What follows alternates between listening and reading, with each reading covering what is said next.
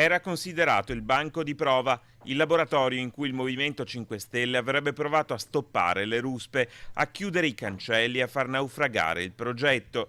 Il ministro delle infrastrutture Danilo Toninelli del resto l'ha sempre inclusa tra le opere da sottoporre al vaglio, alla stregua della TAV e del gasdotto TAP, ma all'esame la Pedemontana Veneta non si sarebbe fatta cogliere impreparata. È andata benissimo, anche perché quando ti confronti con tecnici e persone preparate come il nostro commissario della Pedemontana Corsini e l'ingegner Pellegrini, capisci che finiscono le leggende metropolitane e vai al vedo. Insomma, Zaia ribadisce che le incertezze, le divisioni tra il giallo e il verde del governo, contro le quali ha puntato il dito il Partito Democratico, non bloccheranno l'opera. E questa è un'infrastruttura che sarà completata entro fine 2020, ma soprattutto voglio ricordare che abbiamo coinvolto l'Autorità Nazionale Anticorruzione, la Corte dei Conti, l'Avvocatura dello Stato e addirittura del 1° gennaio 2017 il commissario è il vice avvocato generale dello Stato, ovvero l'avvocato Corsini. C'è una data per la fine dei lavori e anche in questa occasione il governatore del Veneto la ribadisce scandendola a chiare lettere: 2020.